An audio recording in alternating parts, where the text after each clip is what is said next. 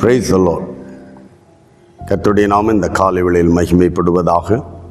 இந்த நாளில் நாம் இணைந்த ஆண்டவரை நோக்கி பார்க்க தந்த கிருபைக்காய் ஆண்டவரை துதிக்கிறேன். இந்த நாளிலும் ஏசாயா தீர்க்கதரிசன புஸ்தகம் 30வது அதிகாரம் அதனுடைய 26வது வசனத்தை வாசிக்கிறேன். கர்த்தர் தமது ஜனத்தின் முறிவை கட்டி அதன் அடிக்காயத்தை குணமாக்கும் நாளிலே சந்திரனுடைய வெளிச்சம் சூரியனுடைய வெளிச்சத்தை போலவும் சூரியனுடைய வெளிச்சம் ஏழத்தனையாய் ஏழு பகலின் வெளிச்சத்தை போலவும் இருக்கும். தம் ஜனத்தின் அடிக்காயத்தை குணமாக்கும் நாள். தேவ பிள்ளைகளுக்கு பாடுகள் நிமித்தம், வேதனைகள் நிமித்தம், துன்பங்கள் நிமித்தம், ஆமேன், வாழ்க்கையில் இருதயத்தின் ஆழத்தில் காயப்பட்டு அது வடுக்களாய், அதைத்தான் அடிக்காயம் என்று வேதம் சொல்லுகிறது. காயம் என்பது ஆமீன் ஃப்ரெஷ்ஷாக கிடைக்கிறது.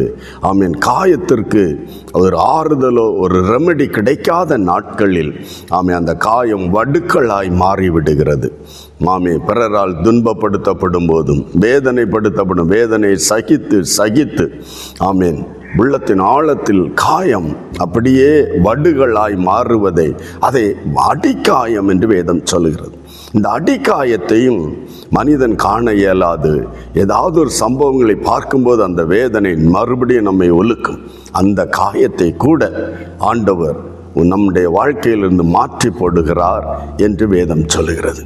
இந்த நாளிலும் எந்தெந்த ஆமீன் சம்பவங்கள் நிமித்தம், காரியங்கள் நிமித்தம் காயப்பட்டு அதுக்கு ஆறுதல் அற்ற ஒரு தெய்வ பிள்ளையா இருக்கிறாயோ, உன்னுடைய நிலைமையில் இயேசு இந்த வார்த்தை உனக்கு அனுப்புகிறார். உன் அடி காயத்தை குணமாக்குகிற தேவன். அப்பொழுது உன்னுடைய வாழ்க்கை ஏழு பகல் போல பிரகாசமாய், மகிழ்ச்சியாய், சந்தோஷமாய் உன் வாழ்வு மாறும்.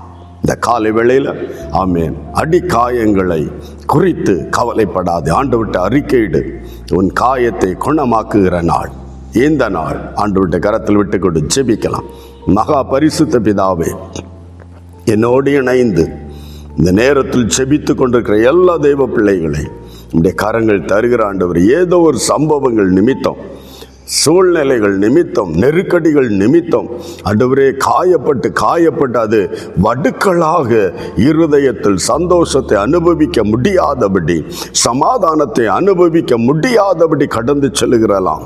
என் அன்பு தகப்பன், இந்த காலை வேளையில் ஒரு விசை நம்முடைய பிள்ளைகள் மேல் அந்த அடி காயங்களில் இருந்து ஒரு விடுதலை, அந்த அடி காயங்களை குணமாக்க மனிதனால் கூடாதே அப்பா, உம்மால் மட்டும் கூடும். இந்த பிள்ளைகள் மேல் மனதிறங்கி அந்த அடிக்காயத்தை குணமாக்கி நம்முடைய பிள்ளைகள் வாழ்வு மகிழ்ச்சி அடைய, ஆமே, சூரியனுடைய பகலை போல ஏழு பகல் என்கிற அந்த தெய்வீக சந்தோஷம், மகிழ்ச்சியும் ஆரோக்கியம் உண்டாக பிதா, குமாரன், பரிசுத்தாவின் நாமத்தில் நம்முடைய பிள்ளைகளை ஆசீர்வதித்து செபிக்கிறோம். கர்த்தருடைய சமூகமும் பிரசன்னும் பிள்ளைகளோடு இருக்கட்டும்.